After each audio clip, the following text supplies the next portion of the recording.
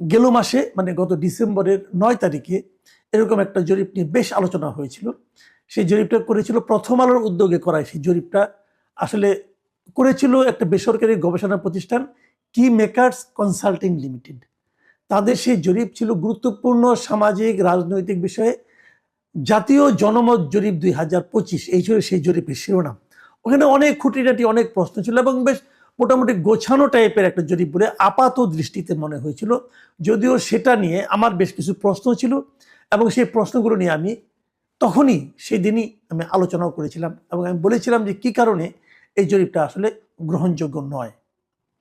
সেই জরিপে বলা হয়েছিল যে দেশের 66% মানে 66% মানুষ, মানে তাদের জরিপদাতা উত্তরদাতা যারা আছে তারা বলেছে যে আগামী নির্বাচনে বেশি আসনে জয়লাভ করবে বিএনপি, এবং 26% মত প্রকাশ করেছিল যে না, বেশি আসন পাবে জামায়াতে ইসলামী। তার মানে 66 এবং 26 এই ছিল গ্যাপটা। এরপর আজকে আরেকটা জরিপ হয়েছে, আরেকটা জরিপের কথা প্রকাশিত হয়েছে আর কি। এই জরিপটা করেছেন একটা বেসরকারি সংস্থা eminence associates for social development, EASD।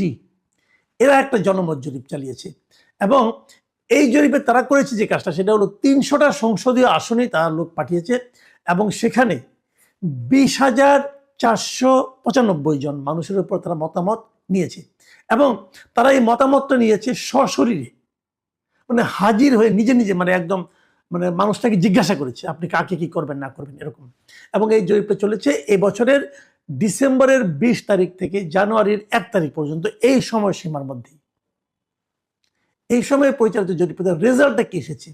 Result এসেছে যে 70% মানুষ বলেছে যে তারা বিএনপিকে ভোট দেবে এবং 19% মানুষ বলেছে যে তারা জামাতে ইসলামকে ভোট দেবে। মানে বিএনপি এবং জামায়াতের গ্যাপটা এই নতুন জরিপে আরো বেড়েছে, অনেকটাই বেড়েছে। এখন প্রশ্ন হলো কেন এই গ্যাপটা বাড়লো? এটা নিয়ে কিন্তু আলোচনা আমরা করবো একটু পরে। গ্যাপ বাড়ানোর নানা কারণ থাকতে পারে, কারণ আপনারা জানেন যে এর মধ্যে এই সময়ের মধ্যেই কিন্তু আপনার তারেক রহমান সাহেব উনি দেশে এসেছেন, 25শে ডিসেম্বর উনি দেশে ফিরেছেন। দেশে আসার পর তাকে কেন্দ্র করে বিএনপির পক্ষে একটা জোয়ারের মতো উঠেছে। এর মধ্যে খালেদা জিয়া মারা গেছেন, উনি মারা যাওয়ার কারণে বিএনপির প্রতি মানুষের সিম্পেথি বেড়েছে। এই সমস্ত কারণে একটা মানে গ্যাপটা বাড়তেই পারে, অস্বাভাবিক কিছু না। কিন্তু এই জরিপটা কি এ কারণেই গ্রহণযোগ্য হবে, না আরো কিছু বিষয় আছে যেটা নিয়ে আলোচনা করা যেতে পারে? এই জরিপে 4টা মূলত প্রশ্ন রাখা হয়েছিল। 1 নম্বর প্রশ্ন রাখা হয়েছিল কোন দল সরকার গঠন করবে অথবা আপনারা কাকে ভোট দিবেন, এরকম। আরেকটা প্রশ্ন করা হয়েছিল যে জিনিসটা খুব ইম্পর্টেন্ট বলে আমি মনে করি, সেটা হলো বলা হয়েছিল আপনি ভোট দেবেন না কিনা, মানে ভোট দেবেন না এমন কোনো ঘটনা আছে কিনা। এই যে প্রশ্নটা যে আমি ভোট দেব না অথবা আমি ভোট দিতেই চাই না, এই ধরনের প্রশ্নের উত্তরেও মাত্র 0.2% মানুষ বলেছে যে তারা ভোট দিতে যাবে না। দেখুন, আগের যে জরিপটা ছিল নভেম্বরে, ওই জরিপটা নিয়ে আমার প্রশ্নটা ছিল এই কারণেই, সেখানে দেখানো হয়েছিল যে এই অন্তর্বর্তীকালীন সরকারকে একেবারেই পছন্দ করেন না তেমন লোকের সংখ্যা হলো 3.2%। আমি তখন বলেছিলাম যে যারা আওয়ামী লীগ করে তারা এই সরকারকে পছন্দ করার কোনোই কারণ নাই, কাজেই তারা তো বলবে আমি একেবারে পছন্দ করি না। এখন তাদের মধ্যে মাত্র 3.2% লোক বলছে, এই হিসাবটা আমার কাছে গ্রহণযোগ্য মনে হচ্ছিল না, যেটা নিয়ে আলোচনা করেছিলাম। এবারে এই জায়গাটা এসে আমি কিন্তু আবার হুচট খেলাম যে এই জরিপে বলা হয়েছে মাত্র নাকি 0.2% মানুষ ভোট দেবে না বলে বলেছে আমরা ভোট দিতে যাব না। বুঝেন, কিন্তু মানে 1%ও না, 1%-এরও 5 ভাগের 1 ভাগ, এত কম লোক বলছে আমরা ভোট দিতে যাব না। তার মানে প্রায় সবাই ভোট দিতে যাবেন। বাট এই হিসাবটা কি আপনার কাছে আমার কাছে কতটুকু, আপনার কাছে কতটুকু গ্রহণযোগ্য আমি জানি না। আমার কাছে মোটেই গ্রহণযোগ্য না, কারণ আমি জানি যে আওয়ামী লীগের একটা বড় অংশ লোক তারা ভোট দিতে যাবেন না। এই কারণে যাবেন না, তারা অনেক লোক আছে, আমি অনেকের সঙ্গে আমার ব্যক্তিগতভাবে আলাপও হয়েছে, তারা বলেছেন আমি ওখানে যে কাকে ভোট দিব, আমি কি বিএনপিকে ভোট দেবো? বিএনপি তো আমার দলের আদর্শকে বহন করে না, অথবা বিএনপি ক্ষমতায় গেলে কি আমার দলের লোকজন, আমার যারা নেতাকর্মী আছে অথবা আমরা যারা আছি, আমরা কি নিরাপদে থাকতে পারবো? তাহলে আমি দেবো কেন? জামাত ইসলামকে আমি ভোট দেবো, তো আমি কেন দেবো? আবার জামাতকে যাও বা দিতাম, আমাদের এনসিপি যুক্ত হয়েছে, এনসিপির কারণে তো আবার দলের কর্মকাণ্ড স্থগিত হয়ে গেছে, ওদের কারণে তো আমরা নির্বাচন করতে পারছি না, তো ওদেরকে আমরা ভোট দেবো না, তার চেয়ে বরং ভোটই দেবো না, এরকম বলা লোকের সঙ্গে কিন্তু অনেক আছে। তাহলে এরা যদি বলে, জরিপে যদি বলা হয় যে মাত্র 0.2% লোক ভোট দেবে না বলে জানিয়েছি, সেই জরিপটাকে আমি কিভাবে গ্রহণ করব? আমি কিন্তু ব্যাপারটা ক্লিয়ার না, একদমই ক্লিয়ার না, আমার কাছে এটা মোটেই গ্রহণযোগ্য মনে হয়নি। আরেকটা কারণ আমি বলি, এই জিনিসটা কেন হতে পারে সেটাও আমি বলি। হতে পারে এই কারণে, এরা বলেছে যে তারা এই জরিপটা করেছে সরাসরি, মানে একদম সশরীরে উপস্থিত থেকে। এর অর্থ হচ্ছে জরিপদাতা, জরিপ গ্রহীতা একজন মানুষের কাছে গিয়েছে, যে এই 4টা প্রশ্ন করেছে, তাকে বলেছে ভাই আপনি কাকে ভোট দিবেন? উনি বলেছে আমি বিএনপিকে দেবো, অথবা জামাতকে দেবো, অথবা আপনি কি ভোট দিতে যাবেন? হ্যাঁ যাবো, অথবা যাবেন, এরকম। মজার ব্যাপার হলো, আমার অভিজ্ঞতা বলে, আমি অনেকগুলো নির্বাচনের আগে কিন্তু নির্বাচন নিয়ে কাজ করেছি, রিপোর্টিং করেছি, মাঠ পর্যায়ে গিয়েছি। সেই 1996 সাল থেকে এই কাজটা আমি করেছি।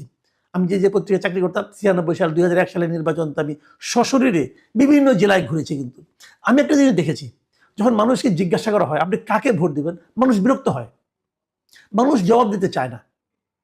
তার বক্তব্য হলো আমার যার ইচ্ছা চাই দেবো, আপনাকে বলবো কেন, এরকম আমি শুনেছি।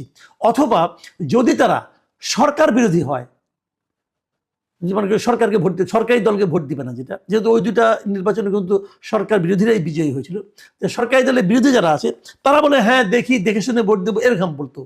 আর যারা সরকারি দলের লোক, একদম মানে মানে সরকারের দলের একদম মানে কি বলবো আপনার, একদম ডাই হার্ড যারা, হ্যাঁ অন্ধ সমর্থক, তারা হয়তো বলেছে হ্যাঁ ঠিক আছে আমি অমুক দলকে ভোট দেবো, হ্যাঁ আমি যে দল ক্ষমতা থাকতে সে দলের নাম নিয়ে বলতো আমি তাদেরকে ভোট দেবো, তারা তো ভালো কাজ করতেছে, এরকম। কিন্তু এরকম সংখ্যা খুব রেয়ার।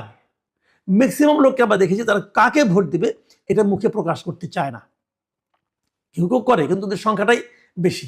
কিন্তু তাই যখন আপনি শারীরিকভাবে উপস্থিত হয়ে মতামত জানতে চাইবেন, তখন আপনারা সবাই এরকমভাবে আপনাকে জানিয়ে দেবে, এটা আমার কাছে ভাই গ্রহণযোগ্য মনে হয় না। এর চেয়ে বরং টেলিফোনে যেটা, সেটা অনেকটা নিরাপদ। অনেকে ভাবে যে আমার পরিচয়টা প্রকাশিত হলো না, আমি বলে দিলাম। সবচেয়ে ভালো অনলাইন জরিপ। অনলাইন জরিপে কেউ জানলো না আমি কাকে ভোট দিলাম, আমি কে তা জানলো না, এটা সবচেয়ে ভালো। ওখানে অ্যাকুরেট রেজাল্টটা আসে। কিন্তু ওখানে একটু ঝামেলা হয় এই কারণে যে ওই জরিপটা কে নিচ্ছে অথবা কোন প্ল্যাটফর্ম নিচ্ছে তার উপর নির্ভর করে। যেমন ধরা যাক আমি যদি একটা অনলাইন জরিপ করি, তাহলে আমার প্ল্যাটফর্মে এই মুহূর্তে যারা ভর করছে, যারা বেশি ভিড় করছে, তারাই ভোট দিবে। দেখুন আপনাদের আলোচনার সুবিধার্থে আমি একটা অনলাইন জরিপের কথা বলি। যখন আমি পত্রিকায় এই নিউজটা পড়লাম আজকে, পড়ার পর কিছুক্ষণ পরে আমি ভাবলাম তাহলে আমি নিজেই একটা জরিপ করি না কেন আমার অনলাইনে। আমি এখন থেকে 2 ঘন্টা আগে সেই জরিপটা দিয়েছি, 2 ঘন্টা, ঠিক 2 ঘন্টা আগে। আপনারা দেখুন এখানে দেখবেন 2 ঘন্টা লেখা আছে। এই 2 ঘন্টায় আমার এখানে ভোট পড়েছে 9,400 ভোট। মাথায় রাখবেন, 9,400 ভোট পড়েছে মাত্র 2 ঘন্টায়। যদি একদিন পরে করি সেটা বেড়ে হয়তো 20-30 হাজার হয়ে যাবে। কিন্তু তো 2 ঘন্টায় আমি কি পেয়েছি এটা আপনাদের একটু আমি বলতে চাই। প্রশ্ন ছিল 12ই ফেব্রুয়ারি নির্বাচনে আপনি কাকে ভোট দিবেন।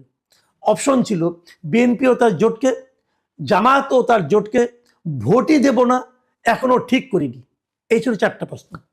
এর মধ্যে বিএনপি এবং তার জোটকে ভোট দিবে মাত্র 19% লোক, জামাত আর জোটকে ভোট দিতে চেয়েছে মাত্র 22% লোক, আর ভোটই দেব না এমন কথা বলেছে 53% লোক, আর এখনো ঠিক করিনি এটা বলেছে 6% লোক। আসেন এটা আমারটা একটু বিশ্লেষণ করি। তো আমার এখানে এমনটা হলো কেন?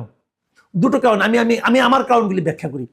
দেখুন, প্রথমত জামাতের যে 22% ভোট এসেছে, এটা এসেছে এই কারণে যে জামাত এবং শিবিরের লোকরা এরা অনলাইনে দীর্ঘদিন ধরে খুব অ্যাক্টিভ। তারা মোটামুটি সব অনলাইনেই যাতায়াত করে, দেখে, চেক করে এবং কোনো জরিপ হলে অংশ নেয়। কাজে তাদের অ্যাক্টিভ তাদের খুব বেশি, এই জন্য এটা বোঝা গেছে 22%।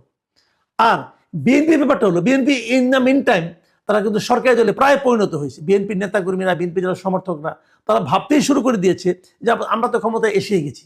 এবং আমি বরাবরই দেখেছি যারা সরকারি দলে থাকে তারা এসে মতো জরিপ টরিপের কোনো পাত্তা দেয় না, তারা এগুলোতে অংশও নেয় না। তারা মনে করে যতক্ষণ এখানে অংশ নেবো ততক্ষণ কিছুক্ষণ চাঁদাবাজি করে আসি, ওটা অনেক লাভজনক হবে। যে কারণে বিএনপির মধ্যে এখন ওই ধারণাটা সম্ভবত চলে এসেছে। আর আওয়ামী লীগের ভোটার যারা আছে তারা ম্যাক্সিমামই এখন আমার এখানে ভর করেছে বলে আমার ধারণা। কারণ হয় কি, আমার এই চ্যানেলে একটা নিয়ম আছে, নিয়ম মানে আমার একটা বৈশিষ্ট্য আছে। সেই বৈশিষ্ট্যটা হলো আমি সবসময় নিপীড়িতের পক্ষে, মজলুমের পক্ষে এবং এন্টি এস্টাবলিশমেন্ট, মানে সরকারের যে ভুলগুলো আছে সেগুলো নিয়ে বেশি আলোচনা করি।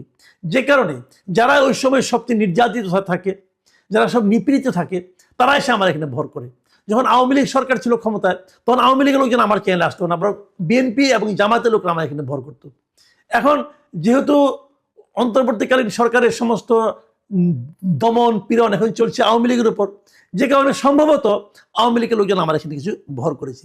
এর বাইরেও কিছু নিরপেক্ষ লোকও আমার এখানে নিয়মিত, যারা কোনো দল করে না, যারা লজিক দিয়ে চলে, সেরকম কিছু লোক আমার এখানে ভর করে বলে আমার বিশ্লেষণ। তো সেক্ষেত্রে আমি এখানে দেখছি যে 53% মানুষ বলছে যে তারা ভোটই দেবে না। তো আমি ভোটই দেব না, এই যে অপশনটা, এরাই সবচেয়ে বেশি লোক এখানে এসেছে এই 9400 লোকের মধ্যে।